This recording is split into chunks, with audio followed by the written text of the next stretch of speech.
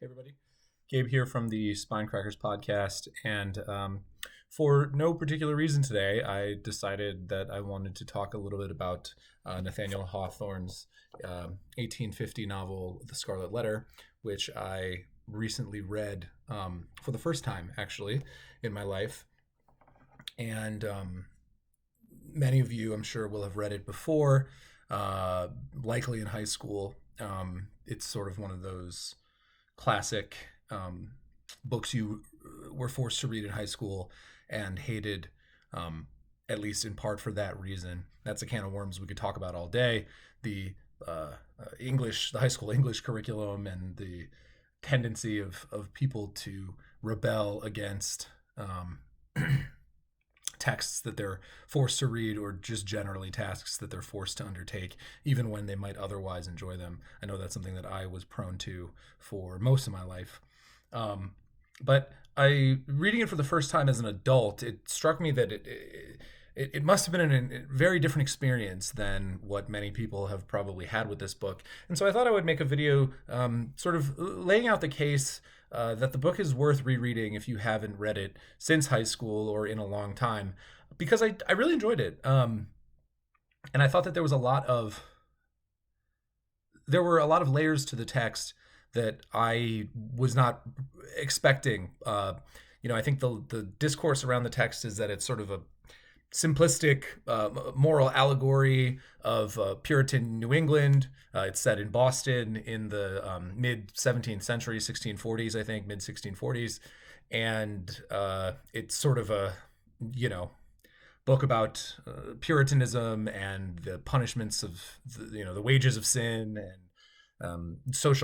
being a social outcast, and so on and so forth. But I think there's a lot more going on here than at least I was expecting. So I don't really know who this video is for.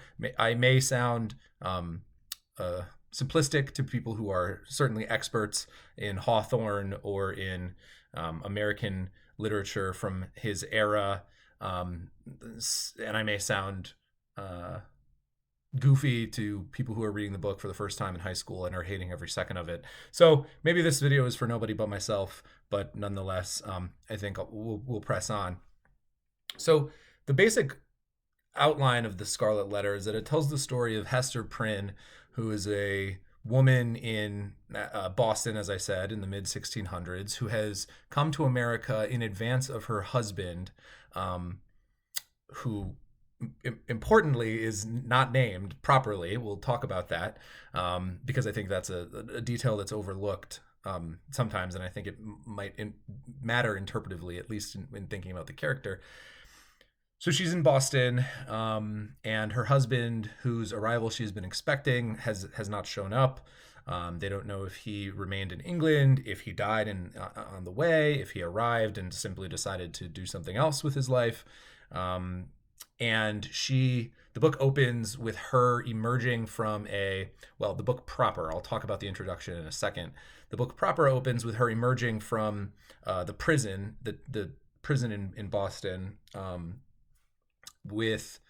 and having to stand in front of the townspeople, displaying a large bright red A on her otherwise drab garments, typical Puritan outfits, grays, blacks, long dresses, and so on and so forth. And the A is a symbol, is representative of the sin of adultery, which she has committed, because she gave birth to a child outside of the possible time frame that it could have been her husband's, meaning that she committed adultery with someone else in Boston. And we don't find out who that is until a little over halfway through the book, I think. Although spoilers throughout, I'll say that now. And it follows her sort of life from this conviction of adultery. The people in the town, some of them think she should have been put to death. Some of them think the punishment should have been harsher. That the justification for the punishment, such as it is, the wearing of the letter for the rest of her life, is that it's indeterminate whether her husband is alive or dead, and therefore they can't fully legally justify convicting her of the sort of full crime of adultery and the full punishments that go along with that that would go along with that conviction. So there's a little bit of ambiguity legally. Now, the story progresses rather slowly. Well, the pacing is a little bit strange because Hawthorne's writing, and I think this is probably a part of why people hated this book so much, if they did when they read it originally in high school. The writing is extraordinarily ornate. Some of it is very beautiful. Some of it is very sort of psychologically interesting. And I'll talk about some examples in a bit. But some of it is just sort of off-putting and over the top, I think, for most readers, including myself at certain points. It's very flowery, very sort of long, complicated paragraphs and sentences. And I don't fault certainly high school students for being put off by that. I mean, when I finished the book, I was on the Discord, the Spinecrackers Discord, which, by the way, if you would like access to, you can subscribe to our Patreon, which will be linked below. And you'll also get access to the full versions of our episodes for each book that we read for the show, as well as other videos and stuff. I just did a discussion of Blood Meridian over there. So, and my takes are potentially spicy for some of the Blood Meridian fanboys out there. But anyway, one of the first things that I did after finishing the book was go into the Discord and was asking people, for the people that have read it, when did you read it? What grade, what range? And most people were sort of saying sophomores in high school or something like that. And I was a little bit surprised, just because I found the book to be somewhat plodding, somewhat slow going, just as a reading experience, as a 34-year-old man who is a competent reader and competent interpreter of English and has read, academic texts for most of my life. It never quite got into a groove for me. As I said, there are a number of truly beautiful paragraphs, some truly beautiful scenes, and some really interesting psychological analysis. But on a bare prose level, I did find it to be a little bit, as I say, plodding. So the first big reveal that happens in the story is that it turns out that Hester's husband is in Boston. He has been, it's a little bit ambiguous how long he's been in the Americas, but he's been living with some of the natives in and around Boston, working as a doctor, healer. He's been an academic for all of his life, but he's been sort of learning the healing techniques and arts from the Native Americans around Boston. And he comes to town to observe her on the same day that she's coming out from the jail and having to stand and present herself to the townspeople, who, of course, are predictably very varyingly condemnatory and sort of judgmental of Hester. So her husband, who's named Roger Chillingworth, at least that's the name he adopts, we don't actually know his real name. I think we could assume his last name is Prynne, since that is Hester's last name, which presumably she would have adopted, at the time, would have adopted from her husband when they got married. And perhaps we could infer that his first name is Roger, so maybe Roger Prynne, but we really don't know. And Hawthorne goes out of his way on a couple of occasions to point out that Chillingworth had, I forget the exact phrase, but he had erased his name from history, from the roll of history, as if he had been buried in the ocean. So as if he were dead. He's sort of trying to start over entirely. So we don't actually know what his real name is. And I think that this works for the character of Chillingworth because he's sort of the villain of the story, the main antagonist, although none of the characters are black and white, I don't think. Maybe Pearl, who is the daughter that Hester had with her in her adulterous relationship. But Chillingworth as a character is very kind of slippery. He sort of moves in and out of these identities. He's a doctor. He's not a doctor. He's just an ordinary townsperson, but he's also this secret sort of vengeance-seeking figure who wants to find the person that Hester had this child with and punish them. And so he visits her in prison, and reveals himself, demands that she keep his true identity a secret until he finds and punishes the person that Hester had the baby with, who turns out to be the town priest, the town preacher, Dimmesdale, Arthur Dimmesdale. And as I say that name, I just want to pause for a second to talk about the names in the book. 3 out of the 4 characters are named pretty directly in allegorical ways. So you have Chillingworth, who is this kind of, I don't want to say demonic, but this very negative force. He's consumed by vengeance and rage and wants to exact his punishment on the person that Hester had been with. And so he's chilly, right? And he has a chilling effect on those around him. The man that Hester, the preacher, Dimmesdale, is characterized as a sort of very frail, kind of meek man. He's in poor health. He's soft-spoken through most of the book. And you get the sense that the villagers are always kind of speculating that he's on a deathbed, that he's sick, that he's not long for this world. And so his light is sort of dimming. He's kind of fading away out of existence. And so the name is appropriate there. And of course, Chillingworth ultimately does find Dimmesdale and he becomes his sort of live-in doctor. He volunteers and says, "Oh, you're in poor health, let me live with you." And of course, Dimmesdale is none the wiser as to Chillingworth's real identity. This, of course, puts a big strain on Hester, knowing that Chillingworth has sort of found this man and is, slowly working to drive him essentially insane, like prodding questions sort of constantly. Oh, I wonder, sort of discoursing on crime, isn't it always better for the criminal to get it off their chest in the sight of God, and so on and so forth, and these sorts of little needles that Chillingworth is constantly poking Dimmesdale with. The other major character, of course, is Pearl, the daughter, who is the sort of this gift that keeps Hester grounded in the world where she's experiencing essentially total social ostracization.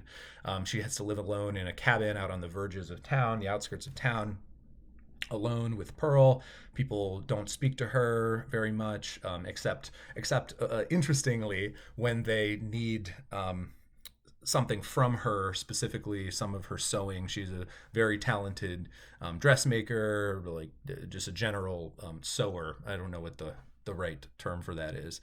So she makes dresses and gloves for the governor and important political officials and the sort of high society around town, with comparatively at the time, of course. And so I think it's interesting that the the needs of sort of sorry, apologies for that. My front door, I don't know what you call it, not a screen door, but the other kind of door before the main door it's a very windy day today, and that door tends to catch the wind every once in a while and open and slam, and then my dogs are not happy about it. Anyway, I believe I was talking about Pearl and the sort of allegorical nature of her name. So, of course, she's this gift that Hester has that sort of keeps her grounded, keeps her sort of sane in this in her position in society. But it's also something that has cost her a lot, right? It's cost her social standing, many of her previous relationships. And, metaphysically, it's cost her in terms of her eternal salvation in her own mind. Although this importantly starts to shift slightly as the book goes on, and Hester sort of has to sit and think about these things in a more sustained way, living alone as she does. The relationship between Hester and Pearl, I think, is really one of the most honest and sort of psychologically compelling depictions of the relationship between a parent and a child that I've read in literature in a very long time. Obviously, the conditions of their life are unique and not something that most people will be experiencing in 2022, knock on wood. But the deep love that Hester has for Pearl, her desire to see her, transcend her life circumstances and become happy and successful and so on and so forth, while also being mixed with this deep, um, not hatred of Pearl, but feeling of sadness, whenever she has to talk to her or be around her, and this reminder, this constant reminder of this horrible mistake that Hester has made in her life, at least in her mind. That's not my judgment. And the way that Pearl is characterized really adds to this. Pearl is kind of this, and I wasn't really sure what to make of this, and I don't know if I really enjoyed Pearl's characterization all that much. She's sort of this, constantly referred to as like a little demon or a little kind of fairy from the woods, who's very mischievous and behaving strangely constantly. And she develops this strange attachment to the letter that Hester has to wear, to the point where when Hester finally throws the letter off when she meets with Dimmesdale in the woods, and they hatch a plan to escape Boston and aboard this kind of pseudo pirate ship that's moored in the town. She takes off the letter and throws it, which is the first time she's taken it off. And Pearl will not come to her while she has the letter off. She just sort of points at her chest where the letter would have been, in a very sort of creepy scene. So yeah, Pearl's characterization is really interesting. I think there's probably a lot more to say about it that I haven't said, or that I'm not saying here. But anyway, the story sort of culminates with Dimmesdale. As I said, Hester and Dimmesdale decide to try to leave Boston. They book passage on this ship. Dimmesdale has to give one final sermon to the town. It's this big kind of procession, this parade that they do, and he's supposed to give a big kind of rousing sermon. And he does, but later on, he sort of has a crisis of some kind, a crisis of conscience, and he sort of realizes that he needs to get this off of his chest. And of course, throughout the whole story, Dimmesdale is, now this is arguably a little bit heavy-handed on Hawthorne's part. He's constantly holding, even before you find out that he's the father of Pearl, he's constantly holding his hand over his heart. He's having trouble breathing, and sort of just in this sickly state. And this is, the implication being that he feels the sting, the burn of the A brand on himself, even though he's not forced to wear it on his clothing. Finally, he confesses to the whole town that this is the situation, and then he promptly sort of dies. He rips it. I think that this part was a little bit interesting. He rips his kind of shirt open, and Hawthorne leaves it ambiguous as to whether or not there was an actual A there, whether there was nothing there, whether there was something else there.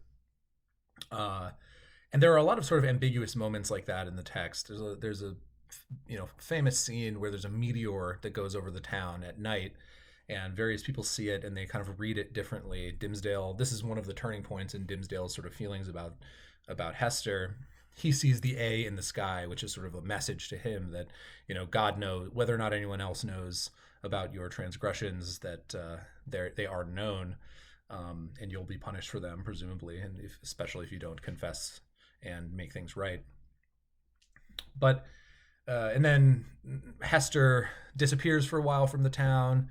Chillingworth dies. He kind of loses his raison d'etre, as it were, and kind of has no, his entire existence was predicated on seeking vengeance against Dimmesdale. And once Dimmesdale's gone, Chillingworth really has nothing left to do with his life, and kind of fades away himself, and eventually dies. Hester and Pearl leave at some point, and to parts unknown. But Hester ultimately returns to the town, and she takes up residence in her old cottage, which is dilapidated, and she still wears the A. And she becomes a sort of, helper of women in the area. People, will go to her to seek advice or, spiritual guidance. She becomes a kind of a, like a, what's the term? Those Christian female mystics, like an anchoress, right? Living alone, sort of a monkish life, whose guidance is sought out on spiritual matters. And so I think that's the sort of basic outline of the book. There's a lot of interesting details and a lot of interesting scenes that I haven't touched on, but I think that overall, I guess okay. I guess the one thing that I still should talk about is the introduction. So Hawthorne frames the book um, as a sort of reconstructed narrative that the narrator, who is described it contemporaneously in Hawthorne's own time, presumably in the introduction, as a custom house kind of overseer who works in and operates a custom house in Boston, and he's kind of a fail son. He doesn't really do much with his life, and he kind of fell into this position through family connections. And everyone else in the custom house are just kind of these old bureaucrats who lay around and sleep all day. Apparently, in the sort of prefatory note, apparently this was the part of the book that got Hawthorne more in trouble than anything else, which I thought was kind of funny. Um, this is the part that pissed people off because he was denigrating. I guess there was some idea that he was referring to specific people. I don't know the details of the history. There are actual historical figures in the book. I think the governor of Massachusetts, Bellingham, was the actual governor of Massachusetts at the time, and there's a few others, I think. But I'm not sure who people thought Hawthorne was referring to in the Custom House introduction. But apparently it pissed people off, which I thought was really funny because that's not reading it today, that's sort of the least offensive part of the book. We lazy bureaucrats. Okay, like everyone can relate. Shout outs to all the government workers and bureaucrats watching. I know you work very hard. But it's sort of a cultural touchstone, a sort of cultural stereotype, right? So he frames the rest of the novel as him poking around the attic of the custom house and finding these boxes of papers referring to this episode in the history of Boston. And he actually finds the original Scarlet Letter that was on Hester's clothing. And he kind of starts digging deeper, and it's sort of framed as this obsessive research project of this bored bureaucrat, which I think is a really interesting way to frame the novel. Although I do have to say, the introduction, just reading it, is like, I thought it's pretty boring. I thought it was one of the most sort of slow and plodding parts of the whole experience.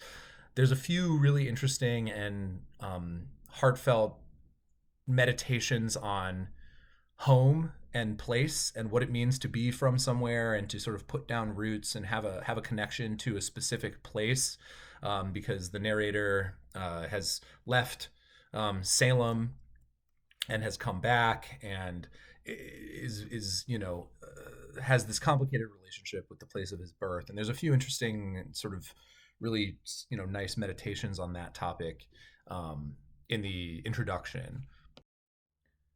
But as boring as the introduction is, and that may be a little harsh. I found it rough sledding for whatever reason. It's interesting that Hawthorne chooses to frame it this way because it sets the novel up as a historical novel, really, more than anything else. Maybe not more than anything else, but as much as anything else. And of course, the original subtitle of the novel was a romance. It was The Scarlet Letter, a romance. And so Hawthorne is kind of, I think, trying to find ways to resist the reading of the text as this straightforward allegorical like morality play, which I don't think it is. And I think that the custom house introduction is a relatively effective way to do that. Writing qualms about the writing aside, and so I think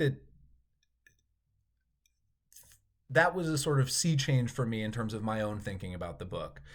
I thought it was, again, this sort of simplistic, uh, allegorical. Oh, the A and then this. I get it, right? It's about adultery and sin and blah blah blah blah blah, and puritanical ideology. But I think that when you get into the psychology of the text, when you get into some of the scenes with Chillingworth and Dimmesdale alone, when you get into some of the scenes with Hester and Pearl, it's a deeply psychologically complex text, and historically really just fascinating. Hawthorne is very detailed from everything from the clothes to the architecture to the ways of speaking. And so I think there are a lot of different sort of lenses to look at this novel through, and it merits revisiting if you haven't read it, certainly since high school, but even probably in a while. Um, yeah, so I guess that's my sort of summary argument for why you should reread The Scarlet Letter. I think it's more than you remember it being, probably, if you read it a long time ago, and almost certainly if you read it back in high school. Um, I'm very glad that I read it. There's a lot of other stuff that I could talk about. This is one of those books. I always say this when I talk about these sort of big, legendary texts. I read Moby Dick recently. I read Blood Meridian recently. And, it's sort of embarrassing almost, right? What do you even say about a book like this? There's been so many dissertations and articles and entire books of interpretation written about this book. So what can I possibly add? Well, hopefully I've induced you to at least look at the book again, maybe look at some of those other more detailed discussions of it than I've been able to offer here, and check it out once again for yourself. So thanks for watching. If you like this, leave a like, leave a subscribe, leave a comment, do subscribe, and check out the Spinecrackers podcast, Patreon, and all that will be linked below. Thanks so much.